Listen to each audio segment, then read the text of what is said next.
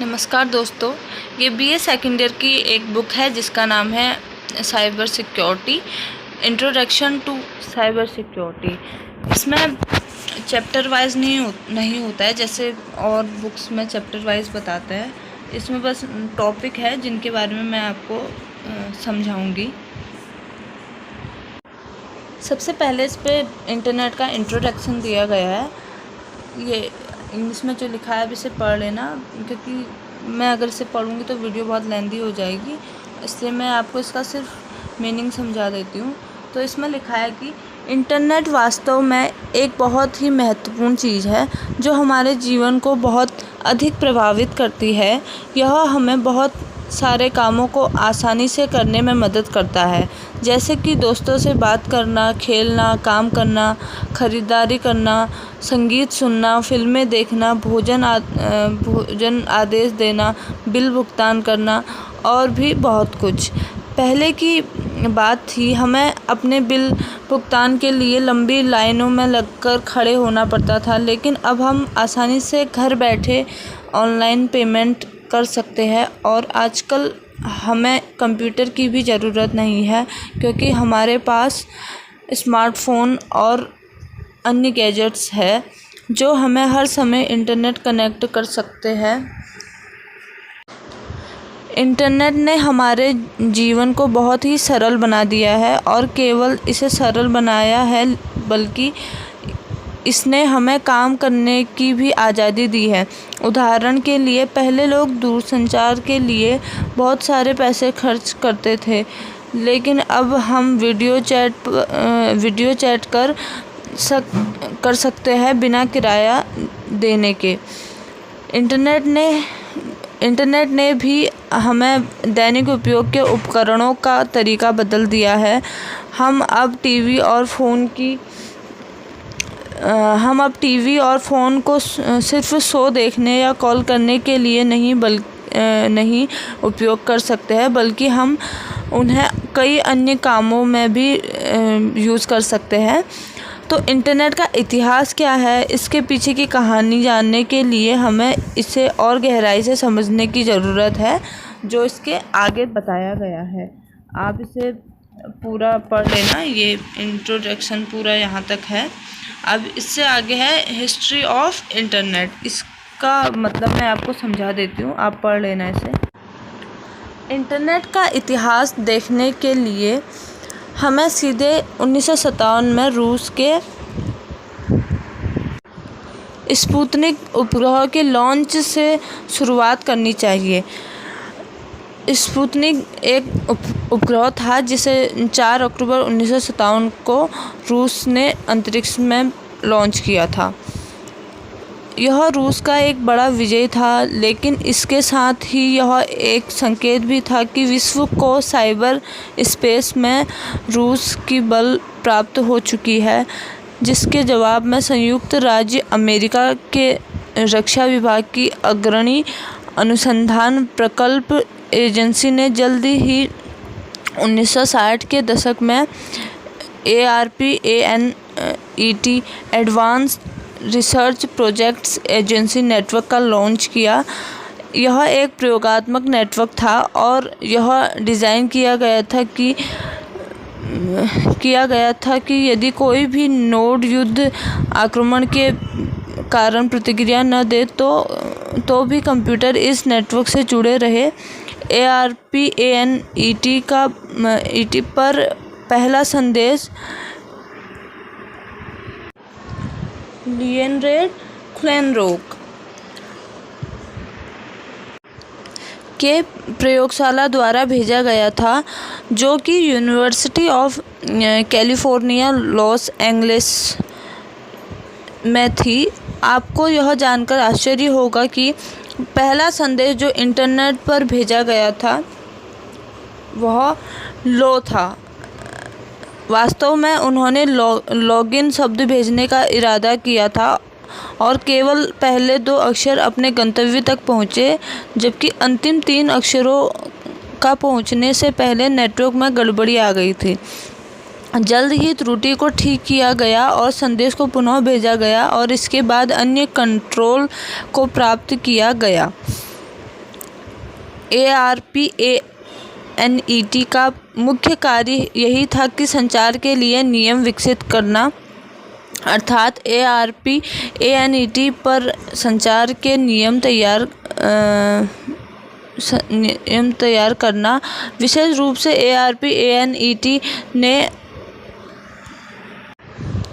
अंतर नेटवर्किंग के लिए प्रोटोकॉल के विकास को लेकर अग्रसर किया, जिसमें कई अलग अलग नेटवर्कों को एक संयुक्त नेटवर्क में जोड़ा जा सकता है। इसमें TCP/IP प्रोटोकॉल स्वीट के विकास का परिणाम हुआ, जिसमें ARPANET पर जुड़ने और संचार करने के नियमों को निर्दिष्ट किया गया। इसके बाद 1986 में राष्ट्रीय विज्ञान संस्थान NSF ने national science foundation NSF backbone को बनाया और 5 संयुक्त राज्य विश्वविद्यालयों के कंप्यूटिंग केंद्रों को जोड़ा।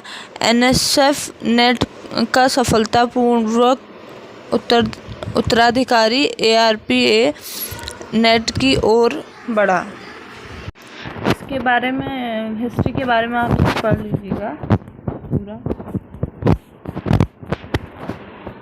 अब इसके बाद है इंटरनेट एड्रेसेस।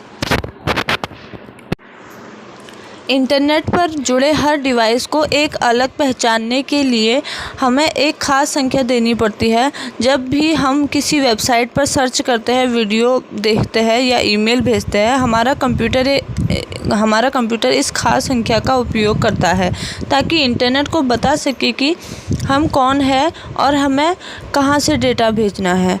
इस संख्या को हम IP पता कहते हैं और यह एक बहुत बड़ा नंबर होता है जो आमतौर पर 4 भागों में विभाजित होता है। प्रत्येक भाग में 8 बिट्स होते हैं जो कि बिनरी संख्याओं के रूप में होते हैं।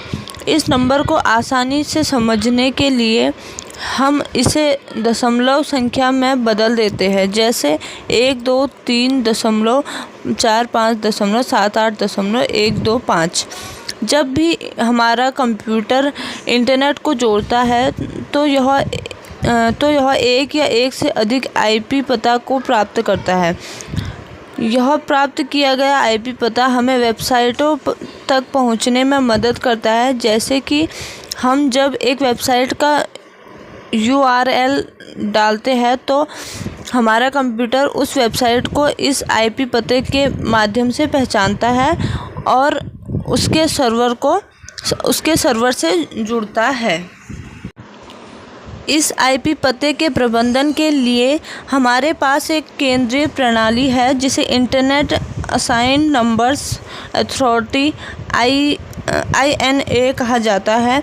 यह प्राधिकारी हर उपकरण को एक अद्वितीय IP पता देती है ताकि इंटरनेट पर कोई भी डाटा सही स्थान पर पहुंच सके।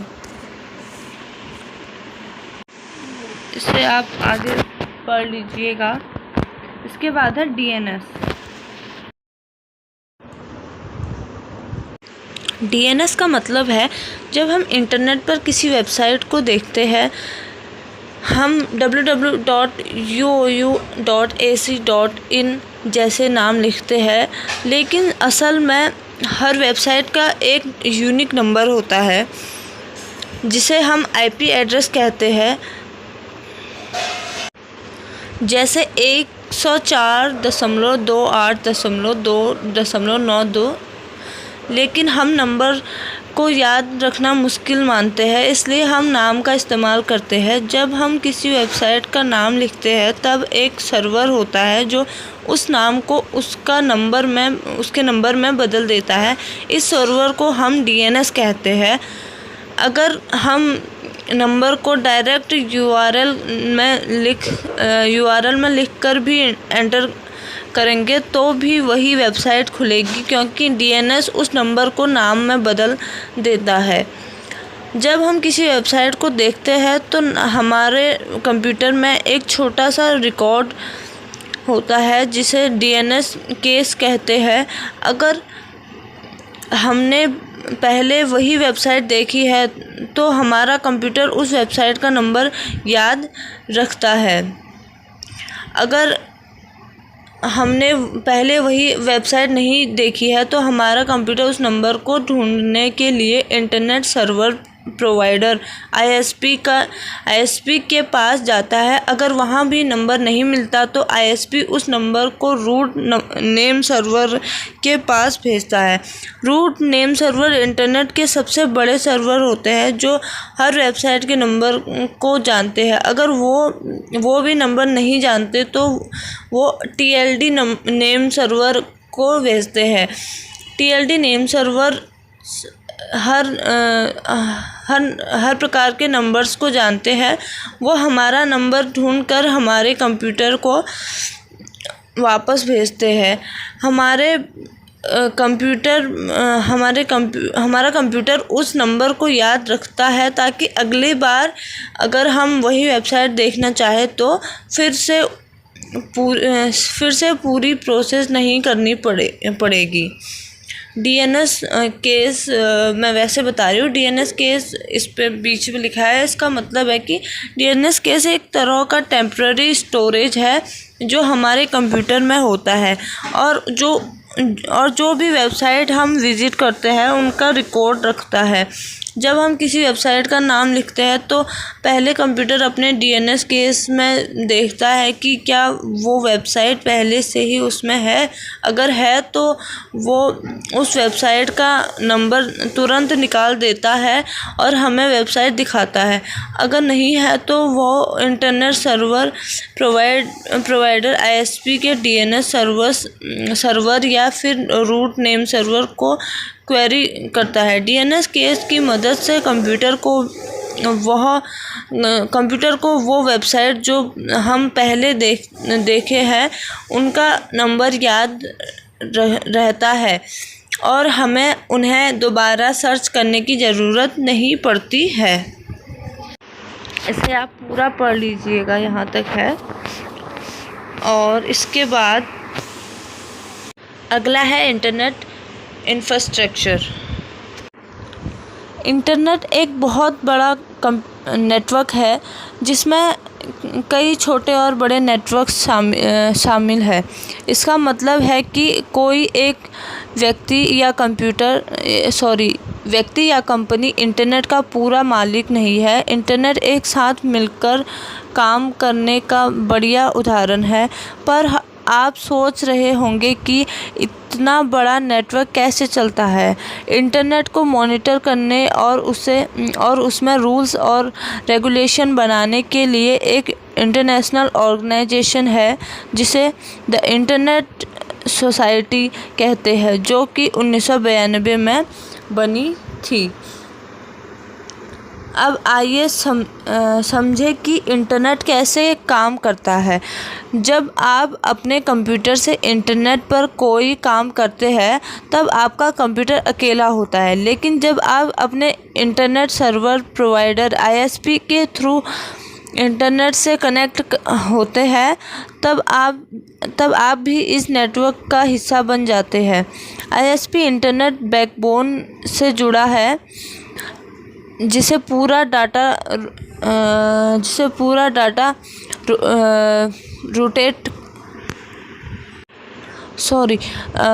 जिसे पूरे नेटवर्क के बारे में डाटा के बारे में पता होता है और यूज़र तक पहुंचता है और यूज़र तक वही पहुंचता है। ISP network access points NAP पर इंटरनेट बैकबोन से जुड़ी होती है। ये एनएपीएस बड़े टेलीकम्युनिकेशन कंपनीज़ के द्वारा अलग अलग हिस्से में उपलब्ध किए जाते हैं। ये टेलीकम्युनिकेशन कंपनीज डेशन और कॉन्कैटिनेशन को जोड़ने और मेंटेन करने के लिए बड़े रूल बनाते हैं। जब आप इंटरनेट पर कुछ भी करते हैं तब आपका डाटा आईएसपी के थ्रू इंटरनेट बैकबोन तक पहुंचता है और फिर डेस्टिनेशन तक भेजा जाता है जहां आपकी दोस्त का कंप्यूटर है, और जब आपका दोस्त भी इंटरनेट से कनेक्ट होता है तब वो डाटा अपने कंप्यूटर तक पहुंचाता है। अब आगे आप इसके बारे में इसे पढ़ लीजिएगा। अब अगला है वर्ल्ड वाइड वेब। इसका मतलब है कभी कभी हम इंटरनेट और वर्ल्ड वाइड वेब या सिर्फ वेब का इस्तेमाल एक दूसरे के जगहों पर करते हैं। जैसे कि ये बहुत पॉपुलर है, लेकिन वेब सिर्फ एक यूटिलिटी है जो इंटरनेट प्रोवाइड करता है। इंटरनेट और वेब अलग अलग चीज़ें हैं। कुछ पॉपुलर सर्विसेज जो इंटरनेट प्रोवाइड करता है, जैसे कि वेब के अलावा है email, messaging server, FTP। Web internet पर जानकारी बढ़ाने के लिए HTTP प्रोटोकॉल का इस्तेमाल करता है। वेब को CERN स्विट्ज़रलैंड में UK के साइंटिस्ट टिम बेर्नर्स-ली ने 1989 में डेवलप किया था। ये सभी पब्लिक वेबसाइट्स और सभी डिवाइसेस को इंक्लूड करता है जो वेब कंटेंट को एक्सेस करता है। www एक जानकारी शेयरिंग मॉडल है जो इंटरनेट पर जानकारी को एक्सचेंज करने के लिए डेवलप किया गया है। इंटरनेट पर बहुत सारी पब्लिक वेबसाइट्स है जो कि वेब पेजेस का कलेक्शन होता है। वेब पेजेस के कलेक्शन होते हैं। ये web pages text, videos, audio और पिक्चर फॉर्मेट में बहुत सारी जानकारी कंटेन करते हैं।